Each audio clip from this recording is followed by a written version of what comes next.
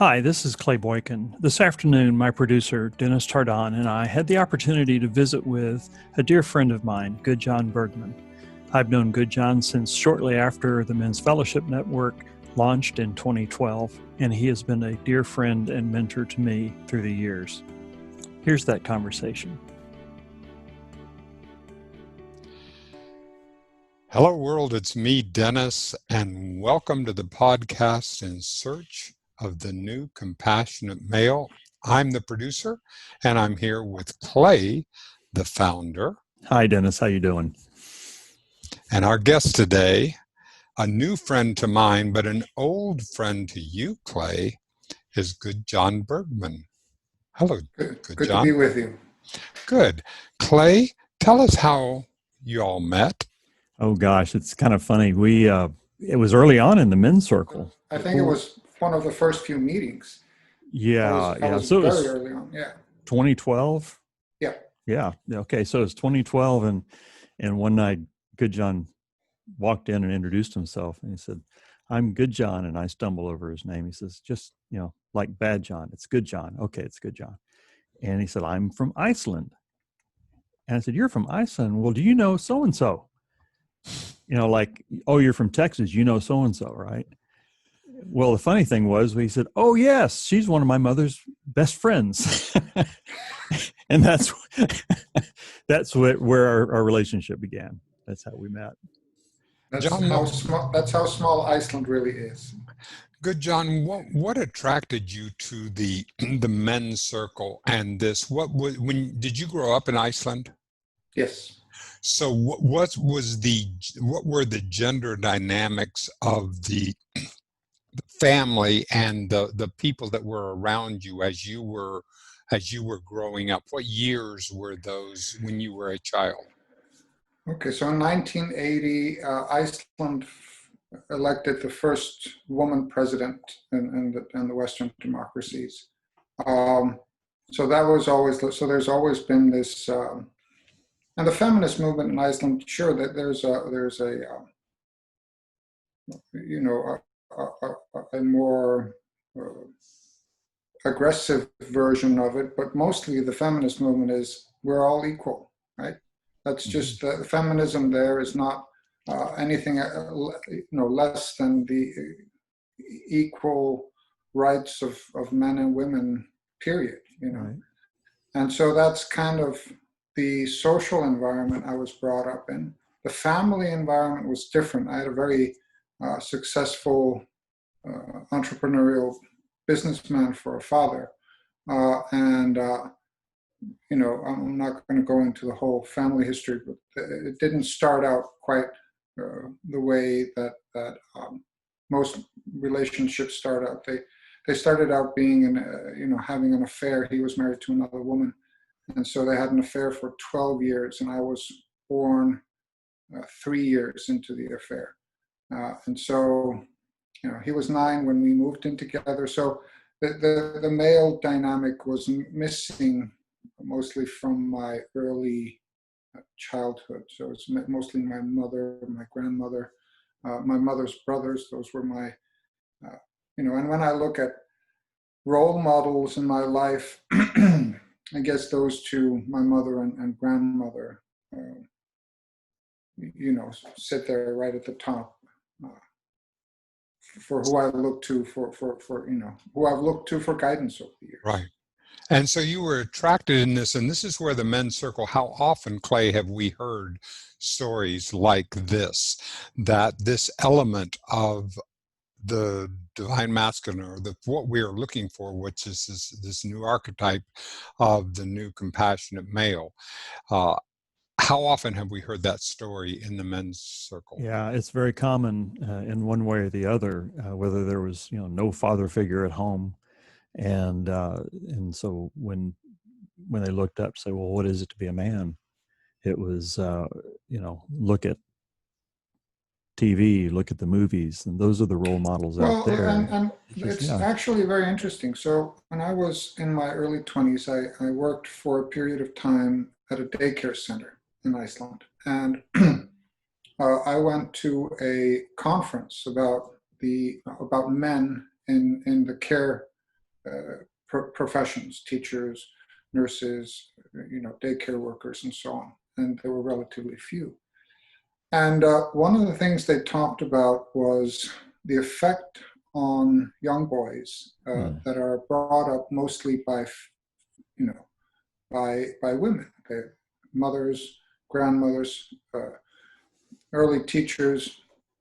A lot of kids don't see men in a caring teaching position until they enter middle school or high school. Up until then, it's all female staff. And so the question was, what happens to those boys that don't have a male role model? And the answer surprised me, because what they said was that it actually goes the opposite way, like you said, Clay, that they go to comic books, they go to movies, and so they see these hyper masculine versions of what it means to be a man, and they assume that that's, and they also see how women behave, and they think also, I'm a man, so I should behave the exact opposite of that, right? So I should, when they do this, I need to be this different because I'm not a woman, I'm a man, And so I think, it was interesting for me to get my father into my life when he was 9, and we became really good friends in my late teens and throughout my 20s and into my early 30s when he died. But initially, in my teens and late teens, I was really searching for what it meant to be a man, and I went, in both directions. I joke with a Gudjon, bad John name combo, but I was really, I was Dr. Jekyll and Mr. Hyde for a while there. I was working at a daycare center during the week and teaching yoga weeknights. And then I was partying and getting into fights and all kinds of, not so great stuff on the weekends. It was really two polar opposites, a battle within, for sure.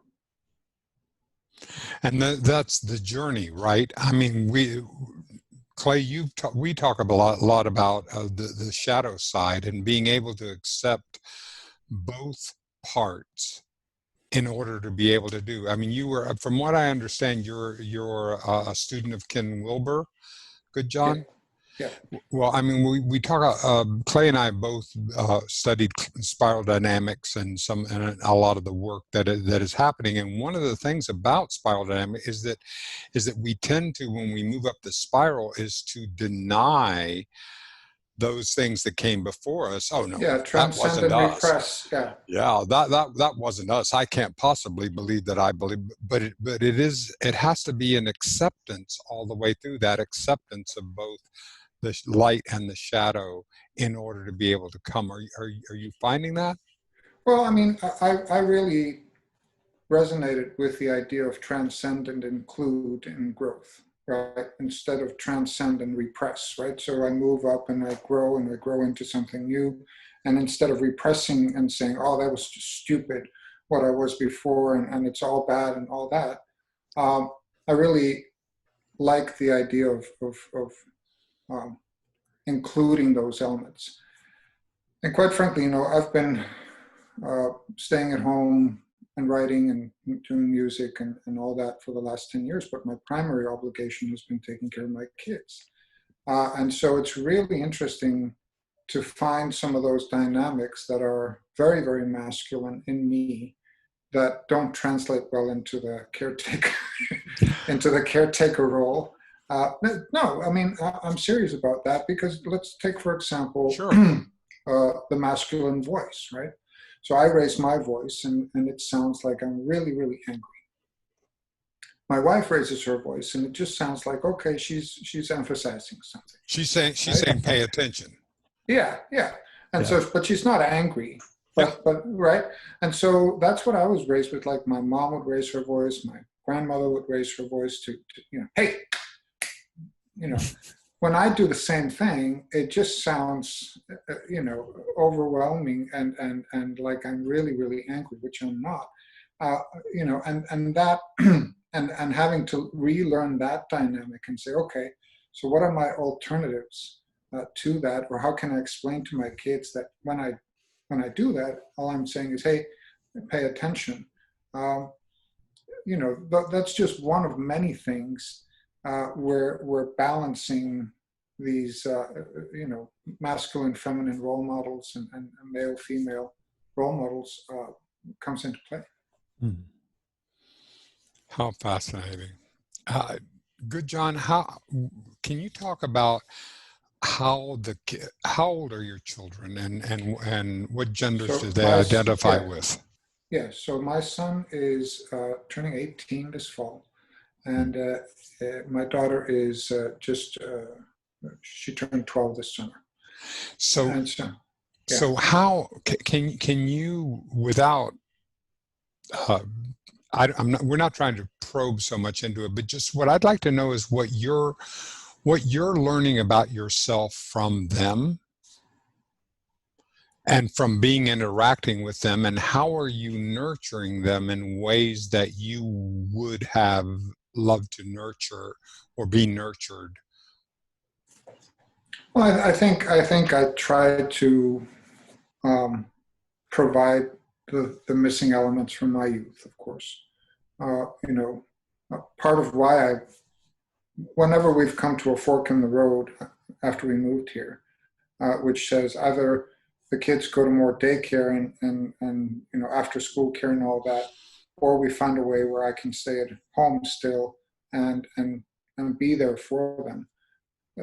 I always take that road, and my professional career has just suffered immensely from Mm-hmm. that, and it's this idea that irrational idea I think that people have with I'm going to have kids and it's not going to change my life. I'm just going to it's nonsensical, right? Right. Because when people say things like, I remember in the New Age movement back in the day, I was very involved in that back in Iceland for a long time because of my parents. And that was one of the reasons why I came to Unity, because of the same speak and similarities. But I had a kind of a love-hate relationship with the New Age because of I got introduced to it when I was 16. So that's another issue. But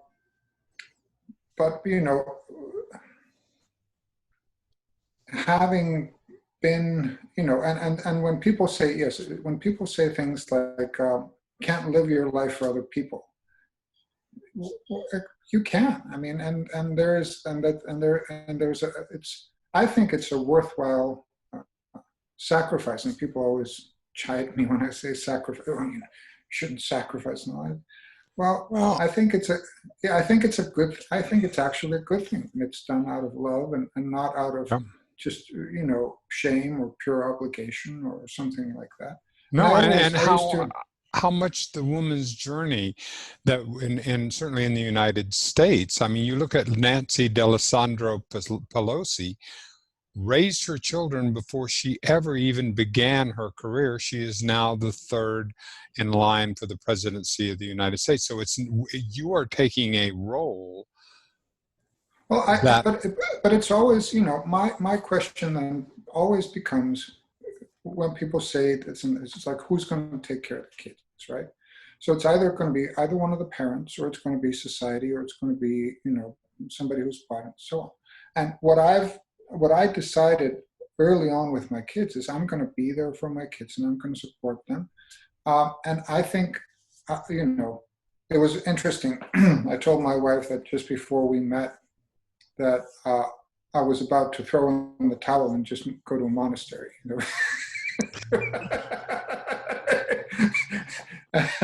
And that was going to be it for me. No more, because all it caused me was heartaches and headaches and all of that. And in some strange way, I got my wish when we moved here to Texas. Being at home, being a caretaker, having a lot of time to think, having a lot of, I spent years and years and years reading hundreds of books, being a seminar leader, being a workshop, doing all these magnificent things, right? Building this, to use the phrase from the Greek philosophers, building this memory palace in my mind, and then find myself using the kitchen and broom closet mostly when I'm staying at home, and it's just felt such a disuse of space. But then I thought, okay, well, now I have all this time, which I really don't, but I have time in my mind. I have space in my mind, and so I'll put that to good use. And I've written quite a few books in that period, and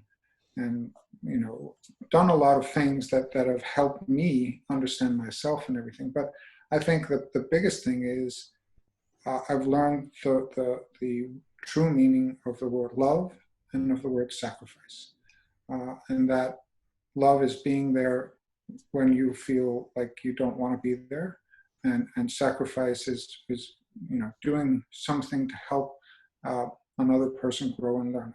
My favorite definition of love comes from Scott Peck, and he talks about the willingness to give of your time, money, and energy for the benefit of somebody else. And that's truly been the journey for me, is to really grow into that sense of being, of lovingly sacrificing and reminding myself that this is always, every day, it's a choice.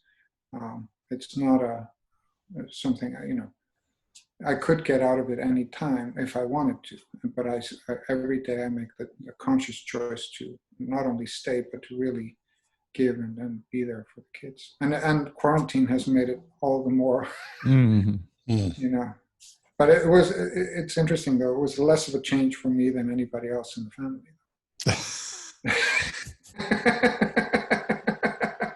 Did Gudjon, did you have a vision of what the American dream was when you came here? I'm also an immigrant.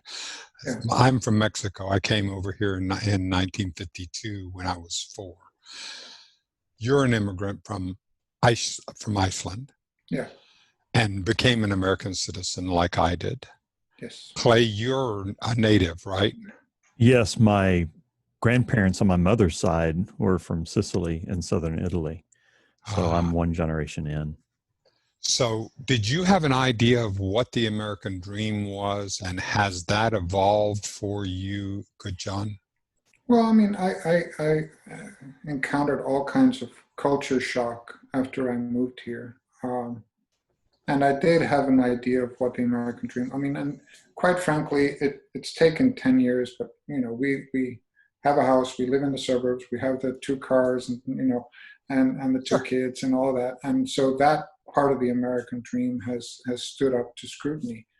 I think Hollywood has done a great job of selling,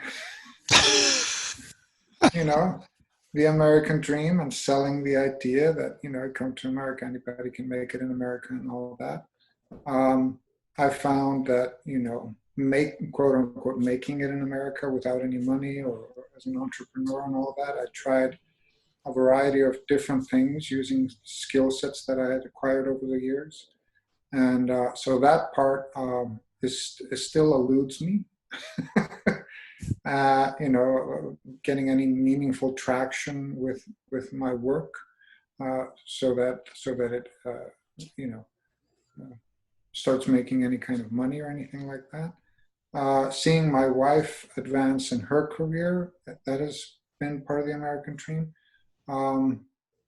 So, if I were to boil it down to 2 things that have stood out as jarring, is how much more religious Americans are than sold by Hollywood, and how the media and movies do a tremendous disservice by not portraying that accurately, and by not bringing us into houses of worship everywhere and showing us not just who's going there, but what's being said and how it's being said and so on. I think that's a missing link, and I think I've been following religion reporters now since I became an interfaith minister for about 4 or 5 years. And they're not religious reporters. They report on religion. And I'm saddened to see how little of that material ever gets into, the traditional media, how they've kind of said, okay, but religions, because it's such a big part of this society, that not reporting on it, not including more detailed information about it, is a tremendous disservice. So I really think that part was missing for me. And the second thing is really, how overly masculine the society is here, and how, again, that may be tied into religion, but it is, of course, Iceland does not have an army, and we don't play American football. I think those two things do play a role in creating a kind of gender stereotype that for a lot of guys is hard to move from under. I see a lot of my son's kind of acquaintances and friends moving in that direction. I see how it's, and so that kind of, those were the two things that I've had the hardest time with. And one of the reasons why I was attracted, so this is a long answer to your initial question, but one of the reasons why I got attracted to the Men's Fellowship Network, because I thought, oh, okay, here are guys that are at least willing to show up and maybe talk a little bit about their feelings and about their spiritual journey and about their hopes and dreams and fears and what it means to be a man and all those things. And to me, those were, again, coming from Iceland, those were like just guys in Iceland. Right. They were not like special group that would come together for that purpose. They were just like, oh, here are some guys that look and feel and sound a little bit like what most of my friends sounded like in Iceland. But I had to go to a special group to find that here, which was intriguing. I never really realized that contrast like that. I mean, the Men's Fellowship Network, we say, well, we're counterintuitive about everything. Gatherings and not meetings. We're a network and not a group, and we don't call anybody out, all those. And I just thought that was the way we were going to differentiate ourselves, because that's what I needed at the time. I didn't need judgment. I needed acceptance. I needed to learn how to trust another man. And it was instinctual that it grew that way. No, I mean, it's real. And I see it with a lot of my European friends here as well. Mm-hmm. I see that there's the similar kind of difference there. Do you see an evolution happening? Would we know it, Gudjon, if it were happening? If we as men, Clay, of course, you began this project in search of the new compassionate male. And when I signed on, I totally bought into it, that whatever is going to be post-patriarchal, there's got to be something has to fill in. It can't just collapse. There has to be something there has to be a role for men and whatever it is, the male. Clay, could you redefine that we're not talking about just men? Oh gosh, yeah. Well, that's why I call it In Search of the New Compassionate Male and not New Compassionate Man or New Compassionate Men, because man has got, connotation, meaning. It's got this charge that can be negative, and shying away from using the word masculine in that title. The New Compassionate Male is inclusive. We all have the male energy, whether our gender is male or female. We have that. And so my hope is in searching for this. And I really believe that this new compassionate male is really emerging as the new archetype, that everyone is included in that, regardless of gender. It's biology is one thing, but the male spirit, we're all included in that conversation.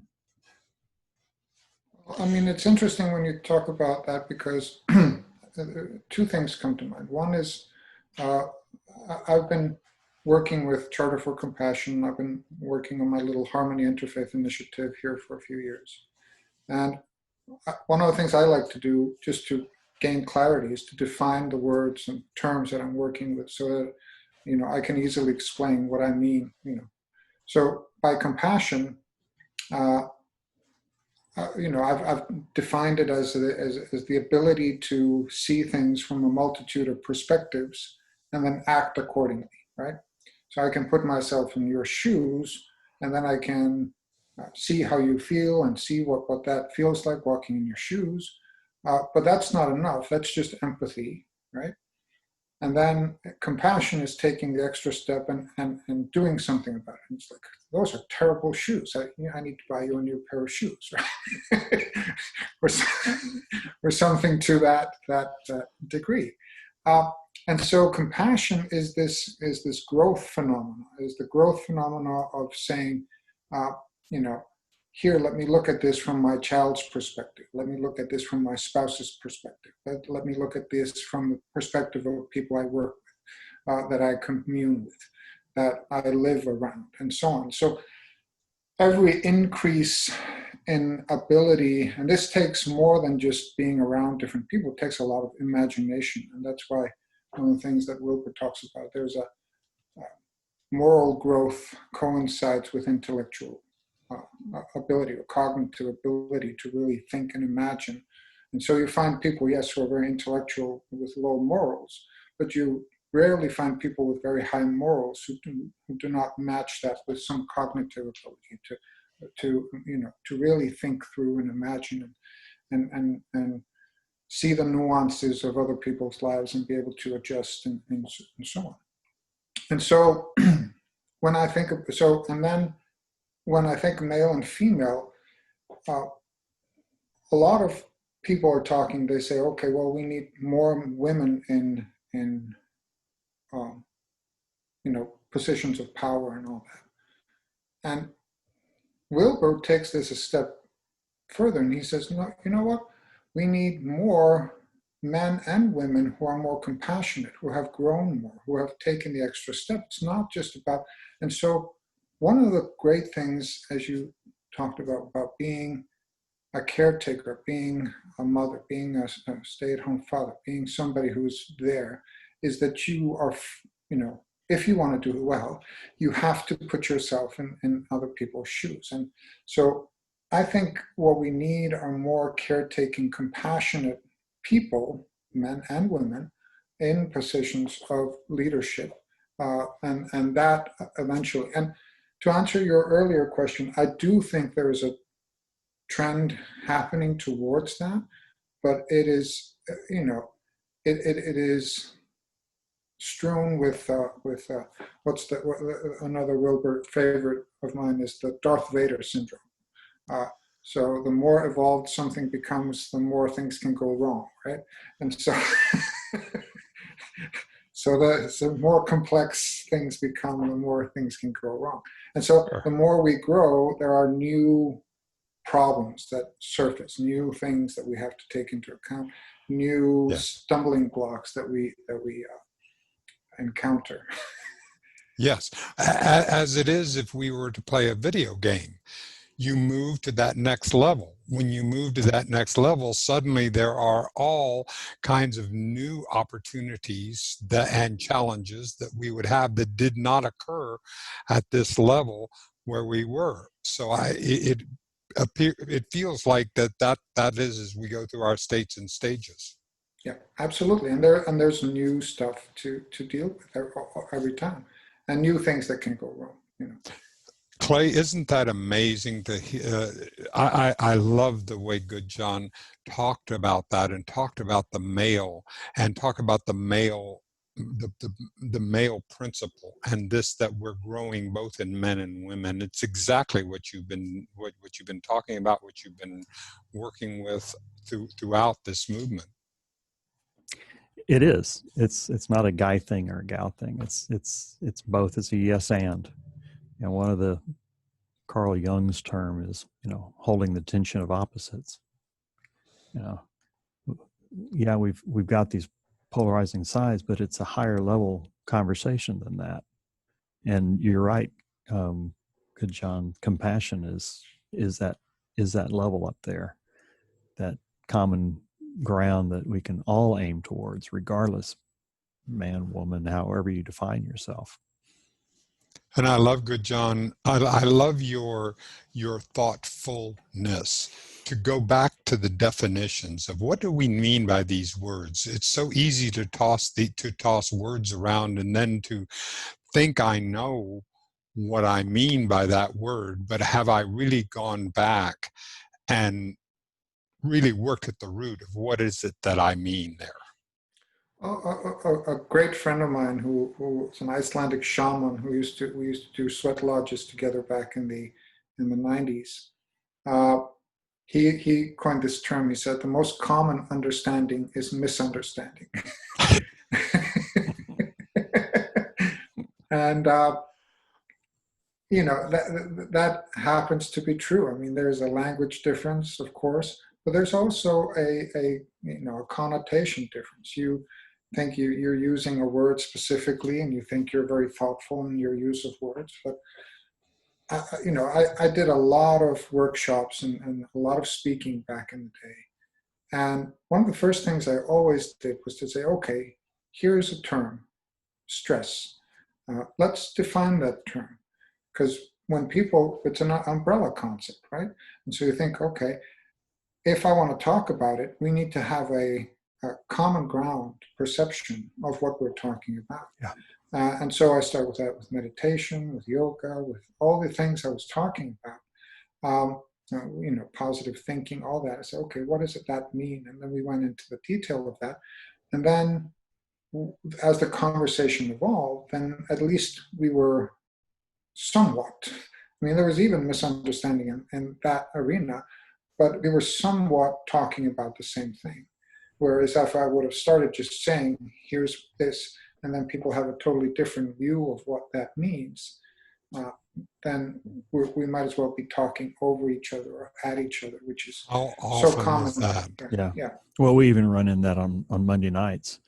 We come in and I'll put a term out there and we'll have a conversation. And I love, Gudjon, how you're saying, let's define the term. What is it? Because I see we'll get halfway through the evening and recognize, oh, we're not talking about the same thing here. Let's go back. But that's part of the process. That's part of the learning process, being in the circle, the ability to make that, that mistake and get do-overs with grace. So, well, I mean, and the thing is, you can say here, so here's what we're going to talk about. Here's loosely what it means. Does anybody want to add to that understanding? And brilliant. then that's added, and then you can move forward. You don't have to have a big discussion about what it means, but you just have to have some common ground. Frame of reference, yeah. Yeah, frame of reference. So, okay, so because that opens some doors in the memory palace for everybody. Oh, yeah. I find it fascinating. How do you stay as a learner and keep your mind open, especially as an intellectual and as someone who has been out there and has done the kind of work that you are? We can fall into the trap of thinking that we know it and then stop learning. And I know that's when I get into the trap. When the beginning, I think I know it and I think I've got it. That's when I'm in. That's when I am in the trap. I go from being a learner to trying to be a teacher, and a teacher is not my role. My role is to be a deep learner. Mm-hmm. Well, I mean, it's hard. I've been a teacher most of my life, and that role comes easily to me, and I have an easy time of taking, abstract concepts and bringing them down without losing their meaning and so on. Yes. I did write about this in my latest book. There's a memoir called "Spiritual in My Own Way," and I went really deep with Wilbur for about 7 years. I first listened to an interview with him, and then a 10 CD interview, and then I in 7 years I read most of his books, which he advised against, and I was just going to say, oh my goodness, That was painful. well, but it was tremendous intellectual stimulation, the kind I've never really experienced before. And the great thing is that I found myself not just following along with it, but really understanding it at a deep level, being able to converse about it with other people and so on. However, near the end of that 7-year, period, I found myself, dealing with something that I'd never experienced before in my life, which was a sense of intellectual pride. And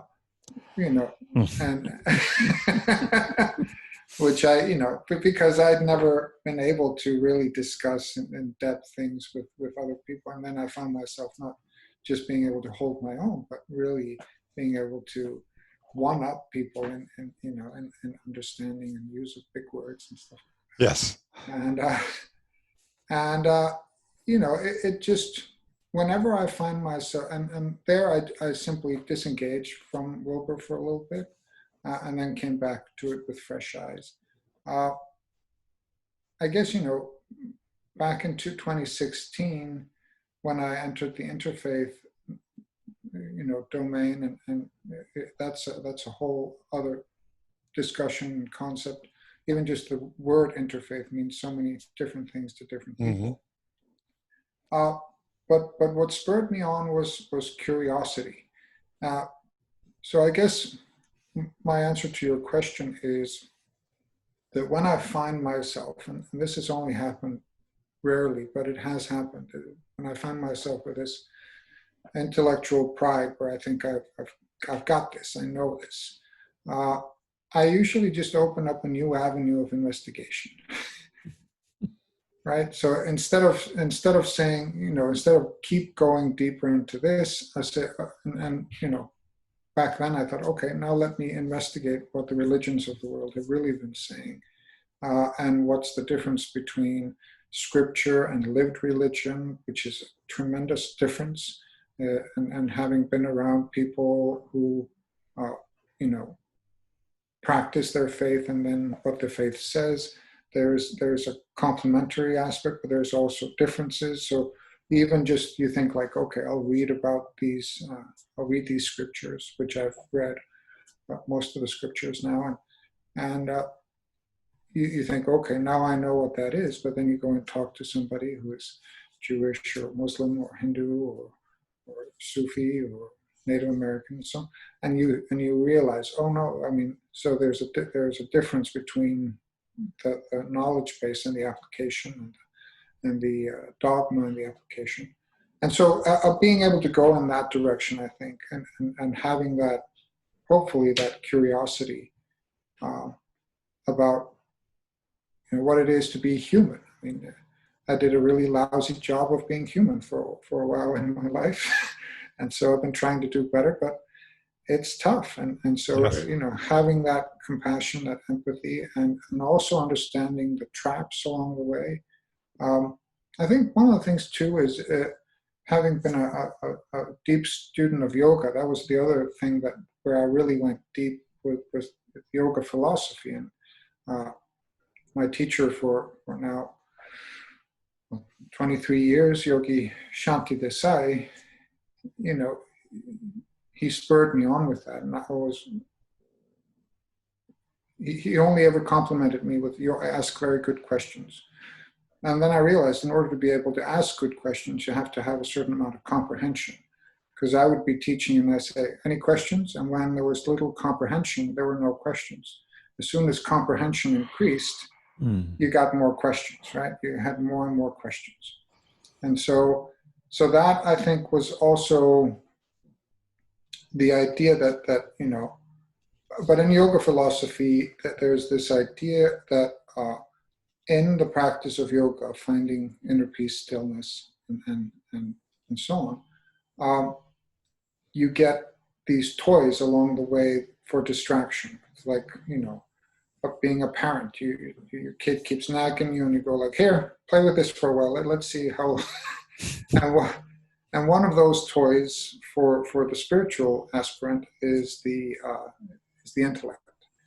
Is you can get lost in intellectual, self-gratification, you can say, where you really go deep. And sadly, a lot of people use that to downplay intellectualism as part of spirituality, which I don't agree with. I think it's a very important part, but it's a transcend and include, not the beginning and end of everything. It's not simply going deeper and deeper and deeper into words and concepts and all that, because eventually what is real is what's always present and never changes, and words and thoughts and images certainly change. So that's not it. That's not the end. Brilliant. I love. So today in 2020, here we're in the middle of COVID, and we're in the middle. What kinds of things are on your mind? What kinds of ideas are burbling forth as you're going? What's impelling you? What kind of inklings are coming that are exciting or interesting you? I don't know if they're exciting, but what I've been obsessed with for the last few years is how can we better get along as people, and why is division taking such a deep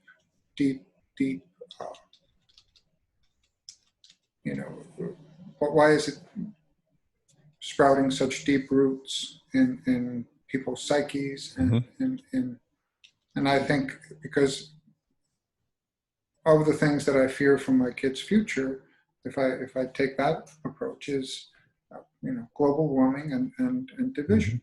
Those are the two major things that I find, and so I've been obsessed with these ideas of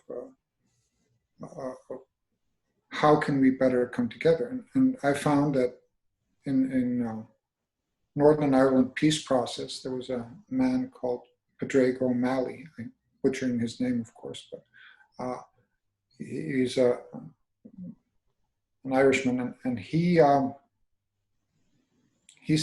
said something very interesting that I've since expanded upon and and used in a lot of my work, and in a book I've written, and in an online workshop that I've done quite a few times. It's this idea of the two personas that we have, and this is not like we only have two personas and that's it. It's just it's an expression to kind of, just make a distinction between a couple of different things in our psyche. And what he says is there's a difference between the human persona and the ideological persona, right? And so when we, as people, emphasize the ideological persona above the human persona, that is, we talk about others by their intellectual or belief labels versus about being equally human, then we open up the possibility of violence, of disadvantaging people, and so on. So, what I got from that is that we have to find more and more ways of emphasizing and through compassion, through interactions, through imagination, emphasizing our shared humanity, that's the common ground that can reduce division, whereas the more we emphasize our differences, ideological belief differences, political differences, and so on, and the more we talk about each other in those terms, as a liberal, as a conservative, as a Christian, as a Muslim, as something, right? The more we define those and differentiate between those and then make those into curse words in the way that we say them, right? The more we open up the doors to dehumanizing others, and that allows us to see them as less than us. And we really see this, like when somebody, when people gloat over the misfortunes of others who believe differently than they do, which I've seen happen in just the recent days. Exactly. I'm guilty. Yeah. Guilty.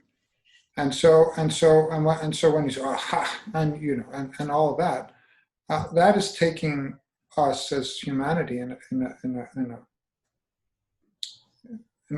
my opinion, in the wrong direction. I think the more I study the world's religions, the more I see that, their aspirations for being good, their aspirations for creating harmony and cohabitation, those are aspirations that need to take a more global stage, but it's hard because compassion begins in your inner circle, right? And so your ability to have compassion begins at home, and it expands to your community and so on and so forth. And you can't go from selfish to world-centric in one step, right? It's not a, oh, you're selfish. If I just say, be more world-centric, that's going to change you. No. Growth is non-linear. Growth is difficult. Growth is earned. Growth is, and you have to run into your own limitations before you grow. And if you don't run into those limitations, then you have no incentive to grow, right? So it's kind of a double-edged sword here, is that I really am interested in emphasizing shared humanity, forgiveness, harmonious living, self-examination before condemning others. It's just stuff from the scriptures, if you think about it. I would like to emphasize that, but I also understand that change in both individual and societal does not happen until that individual or society really runs into the limitations of the way things are being done. Yeah. And that is all often painful. And reality of being human is, you don't change behavior until it's painful enough to keep on doing what you're doing. And so in that way, I can be encouraged by the turmoil that's happening, and another way, it can go either way, right? The outcome is not guaranteed just because there's turmoil, right?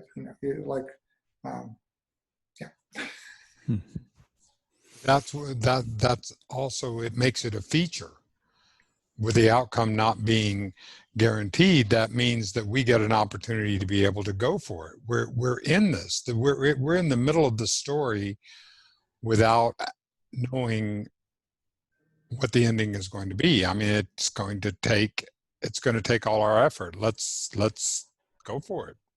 Yeah, man, and that's the thing, is that keeps me going. Is this just simple idea? Like, I'll tell you a story.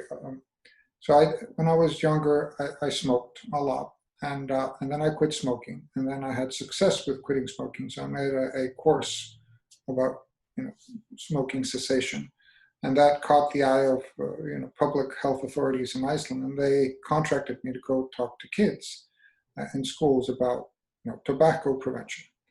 Now, if you've never had the experience of being unwanted, walk into a classroom full of 15-year-olds and say, oh, this guy's going to talk to you about tobacco prevention.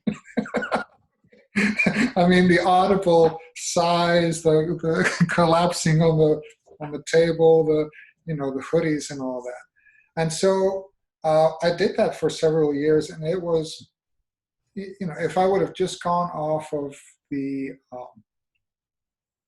reactions I got from my audience, I would have quit. It would have been dispiriting completely. But I realized that there was a deeper thing, right? That one person did not smoke, that could save or extend a life potentially. and reduce suffering and all that. And so I just went forth with the idea of I'm the sower of seeds. I'm not the person who stays behind and makes sure that those seeds are nurtured and that they'll grow and so on. But if no seeds are being sowed, then nothing will happen, right? So that helped me tremendously going forward when I was talking about difficult topics, or when I was, contracted to go into companies to talk about stress management and so on. And people were like, oh, this guy, during lunch, can I have my lunch break, please?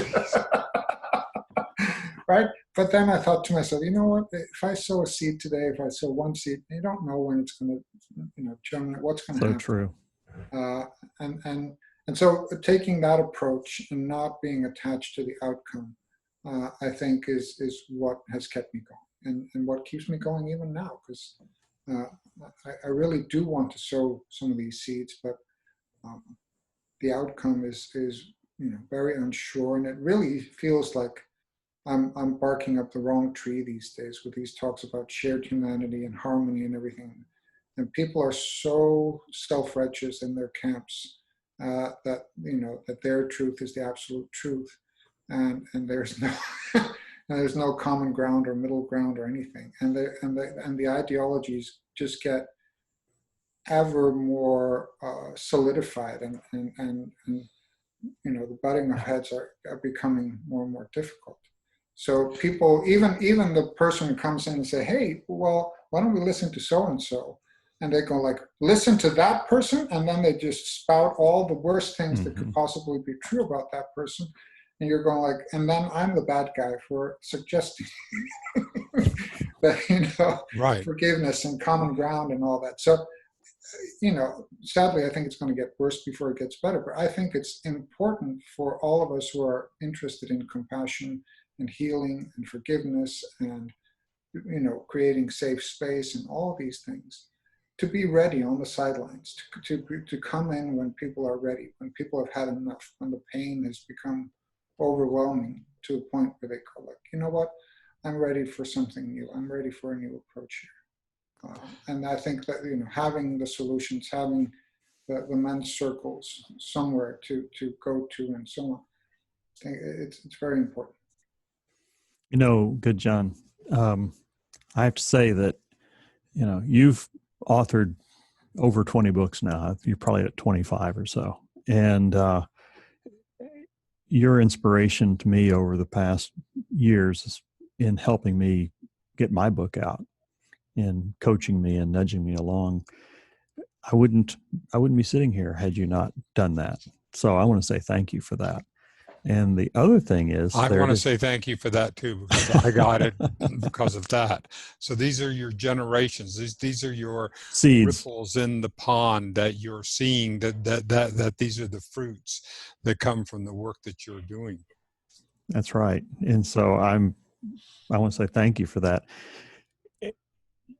You're a tremendous mentor, and not to put you on the spot, but if somebody wanted to contact you, how would they do that? Well, I have a website, gudjonbergmann.com.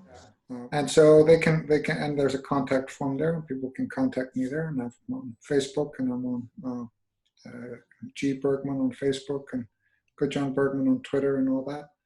Well, I've been pretty dormant on those media this summer, but I'll be getting back into it in the fall. So, thank you. And I want to thank you, Gudjon, for spending this time with us. I love leaving a conversation at a higher level of understanding of myself than when I entered it. And you have certainly provided the space for that to happen. Thank you so much. And Clay, thank you for arranging this and letting me be part of the search of the new compassionate male. See you next time.